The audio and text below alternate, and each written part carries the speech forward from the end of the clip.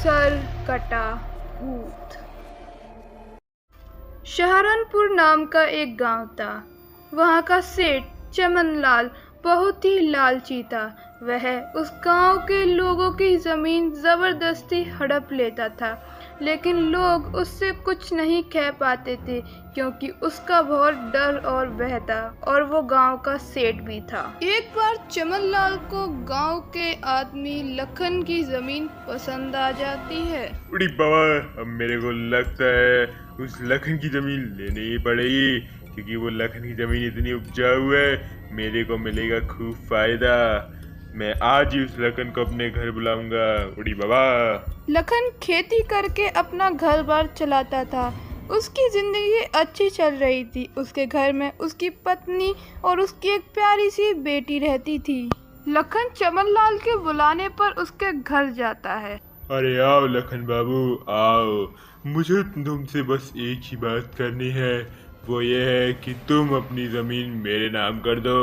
अरे नहीं सेठ जी, मैं ऐसा नहीं कर सकता। मेरे पूरे घर का खर्चा उसी जमीन से निकलता है, मैं आपको वो आखिर कैसे दे सकता हूँ। बूढ़ी बाबा, तुम हमको मना कर रहे हो? लगता है तुम जानते नहीं हो कि हम कौन हैं। हम गांव के सबसे बड़े सेठ हैं और हमको ना सुनने की आदत नहीं है। नहीं सेठ जी, आप कितना भी कहें, मैं वो जमीन आपके नाम नहीं करूंगा। ये मेरा आखिरी फैसला है। लखन इतना कहते ही वहाँ से चला जाता है। बूढ़ी बाबा, ये लखन तो मुझे मेरे मुंह पर ही मना करके चला गया। लगता है यहाँ पर की सीधी उंगली से नहीं निकलेगा, मुझे अपनी उंगली को टेढ़ा करना ही पड़ेगा। अरे सीमा, तुम्हें पता है, या सेठ ने मुझे अपने घर बुलाया था और वो अपनी जो जमीन है ना, उसको वो अपने नाम करवाना चाहता था। मैंने तो उससे साफ मना कर दिया। आपने बिल्कुल सही करा। आखिर वो हमारे पुरखों की जमीन है, हम ऐसे कैसे किसी को दे सकते हैं। तभी अगले दिन जब लखन अपने काम के लिए जा रहा होता है, तभी सामने से चमनलाल के दो गुंडे उसकी तरफ चाकू लेकर बढ़ने लगते हैं। लखन के पसीने छूटने लगते हैं।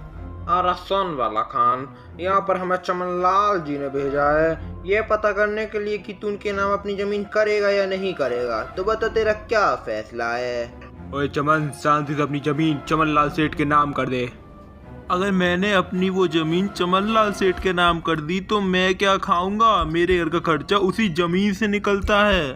तो मतलब अब तू नहीं मानेगा? लगता है अब हमें तुझे सीधा करना ही पड़ेगा। कृपया आप लोग मेरी बात मानिए। मेरे घर में मेरे अलावा कोई और कमाने वाला नहीं है, और वो जमीन ही मेरे कमाने का एक लौता जरिया है। कृपया आप मेरी बात समझने की कोशिश कीजिए। लखन ने बहुत मना करा, लेकिन वो गुंडे उसकी एक न सुनते और उसका सर उसके धड़ से अलग कर दिया। 1 साल बाद।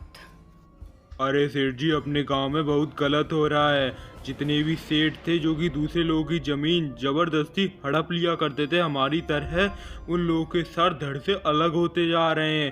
कहते हैं कि कोई रात को आता है और उन्हें मारकर चला जाता है।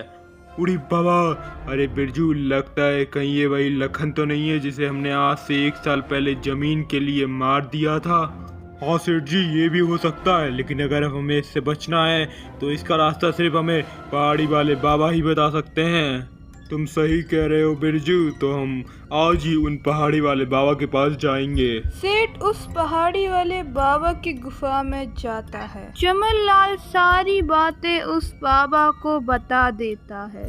चमनलाल, मैं इसमें तुम्हारी कोई मदद नहीं कर सकता, क्योंकि तुमने उस लखन के साथ गलत करा था, और अब जब तक वो तुम्हें नहीं मार देगा तब तक वो शांत नहीं बैठेगा। उड़ी बाबा, तांत्रिक जी, कृपया आप मेरी मदद कीजिए। मैं उस भूत के हाथों नहीं मरना चाहता। अब तांत्रिक को उस पर तरस आ जाता है और वह उसे सारी बातें बता देता है जो उसे करनी होती हैं। फिर सेठ वहां से अपने घर वापस चला जाता है। अब तांत्रिक सेठ के घर आता है। अरे तांत्रिक जी, आपका बहुत बहुत धन्यवाद जो कि आप मेरे घर आए। ठीक है, अब मुझे मेरा काम करने दो और तुम शांति से खड़े रहो। तांत्रिक जी अपना मंत्र पढ़ने लगते हैं। तभी वहां पे एक सरकटा भूत प्रकट हो जाता है। लखन, तुम्हें कुछ बोलने की जरूरत नहीं है, क्योंकि मैं जानता हूँ कि तुम्हारे साथ जो भी हुआ था वो बहुत गलत हुआ था। लेकिन लखन, अब तुम ये सही नहीं कर रहे हो कि गांव के बाकी लोगों को तुम मार रहे हो। उनको उनकी सजा पुलिस देगी और इस सेठ को भी इसकी सजा पुलिस से ही मिलेगी। इसलिए तुम अपने हाथ गंदे मत करो, ठीक है? उड़ी बाबा, हाँ लखन, मैं अपने आप को पुलिस के हवाले कर दूंगा और तुम्हारी जमीन और गांव के जितने लोगों को भी जमीन मैंने जबरदस्ती ली है उन सब की जमीन में वापस कर दूंगा। बस मेरे को माफ कर दो। ठीक है, मैं तुझे माफ कर दूंगा, लेकिन सिर्फ 2 कारणों की वजह से। पहला कि मुझे इन तांत्रिक पर विश्वास है कि ये तेरे को पुलिस के हवाले जरूर करेंगे, और दूसरा कि तू इन बाकी सारे लोगों की जमीन वापस कर देगा जिनकी जमीन तूने जबरदस्ती हड़पी थी। तो बच्चों, मैं हूँ तांत्रिक, जिसे आपने इस कहानी में देखा ही होगा। तो बच्चों, अंत में उस सेठ को जेल हो जाती है और लखन के परिवार को उनकी जमीन वापस मिल जाती है। बच्चों, अगर आपको हमारी ये वीडियो पसंद आई हो तो वीडियो को लाइक करें, चैनल पर नए हो तो सब्सक्राइब करें। और बच्चों, हमेशा एक बात याद रखना कि बुरे का फल बुरा होता है और अच्छे का फल अच्छा होता है। तो अब हम मिलेंगे आपसे किसी और ऐसी ही कहानी में। तब तक के लिए अच्छी तरह पढ़ाई करते रहिए और खेल कूद करते रहिए।